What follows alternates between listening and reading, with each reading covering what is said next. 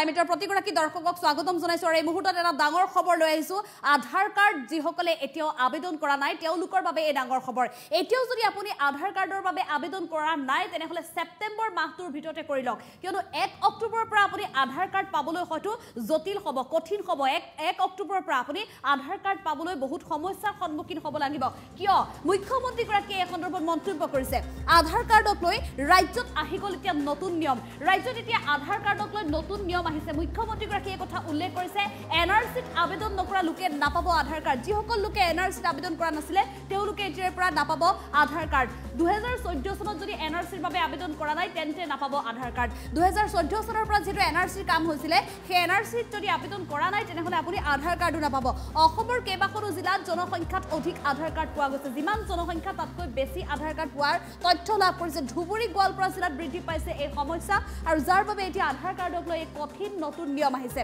একাংশ সন্দেহযুক্ত লোকে লাভ কৰিছে আধাৰ কাৰ্ড যিমান জনসংখ্যাতকৈ যেটো বেছি আধাৰ কাৰ্ডৰ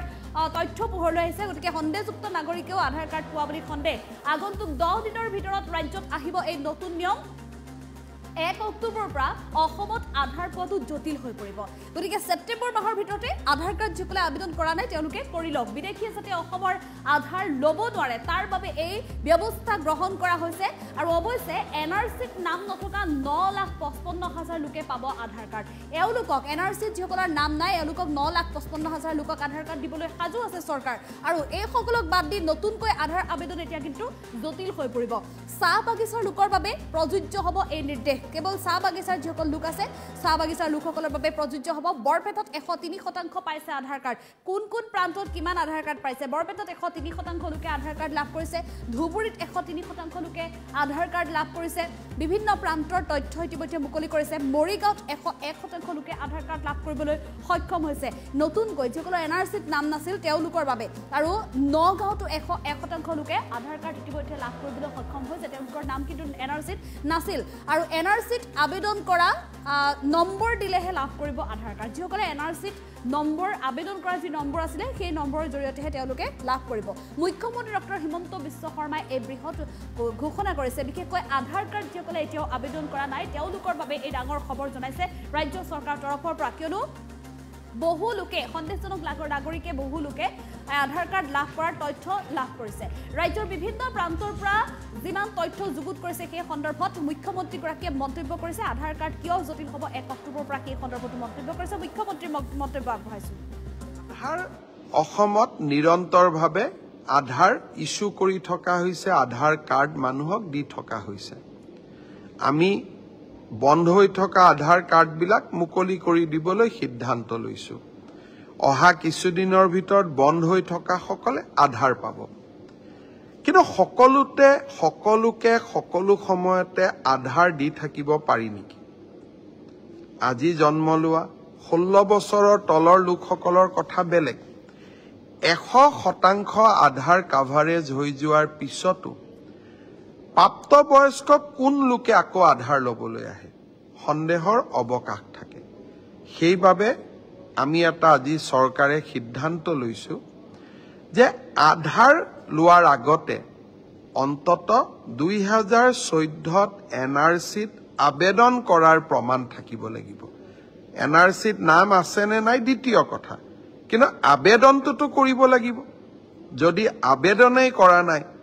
তাৰ মানে আপুনি 2014 চনৰ পিছত অসমত আহিছে অৱশ্যে এই সিদ্ধান্তৰ পৰা আমি চাহ বাগিচাৰ লোকসকলক দূৰত ৰাখিম কাৰণ তেওঁলোকৰ হাতত ফিংগাৰপ্ৰিন্ট নধৰে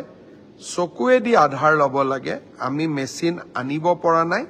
কিছু আধাৰ আমি জেনুইনলি দিব বাকি আছে কিন্তু আন অঞ্চলসমূহত এতিয়াৰ পৰা আধাৰ ল'ব লাগিলে অন্তত এনআৰসিত আবেদন কৰাৰ প্ৰমাণ আমাক লাগিব তিনিওটা সিদ্ধান্তই বিপ্লৱ শৰ্মা কমিটিৰ প্ৰতিবেদন আধাৰত কিছু চাই চিটি আধাৰ প্ৰদান কৰা আৰু পূৰ্ণ পৰ্যায়ত বিদেশী চিনাক্তকৰণৰ প্ৰক্ৰিয়া আৰম্ভ কৰা এই তিনিওটাই আমাৰ জাতিটোক সুৰক্ষিত কৰাত সহায় কৰিব আধাৰ অসমত নিৰন্তৰভাৱে আধাৰ ইস্যু কৰি থকা হৈছে, আধাৰ কাৰ্ড মানুহক দি থকা হৈছে। আমি বন্ধ হৈ থকা আধাৰ কাৰ্ডবিলাক মুকলি কৰি দিবলৈ সিদ্ধান্ত লৈছোঁ। অহা কিছুদিনৰ ভিতৰত বন্ধ হৈ থকাসকলে আধাৰ পাব। কিন্তু সকলোকে সকলো সময়তে আধাৰ দি থাকিব পাৰি নেকি? আজি জন্ম লোৱা 16 বছৰৰ তলৰ লোকসকলৰ কথা বেলেগ।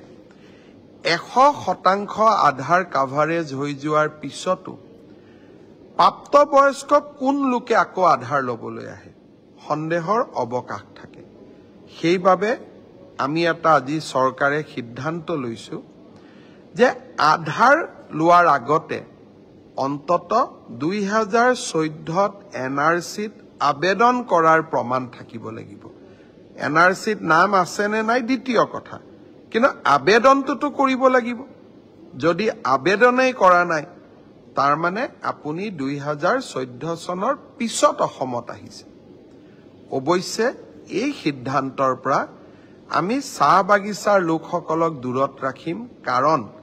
তেওঁলোকৰ হাতত ফিংগাৰপ্ৰিণ্ট নধৰে, চকুৱেদি আধাৰ ল'ব লাগে। আমি মেচিন আনিব পৰা নাই, কিছু আধাৰ আমি জেনুইনলি দিব বাকী আছে। কিন্তু আন অঞ্চলসমূহত এতিয়াৰ পৰা আধাৰ ল'ব লাগিলে অন্তত NRCত আবেদন কৰাৰ প্ৰমাণ আমাক লাগিব। তিনিওটা সিদ্ধান্তই বিপ্লৱ শৰ্মা কমিটিৰ প্ৰতিবেদন, আধাৰত কিছু চাই চিতি আধাৰ প্ৰদান কৰা আৰু পূৰ্ণ পৰ্যায়ত বিদেশী চিনাক্তকৰণৰ প্ৰক্ৰিয়া আৰম্ভ কৰা,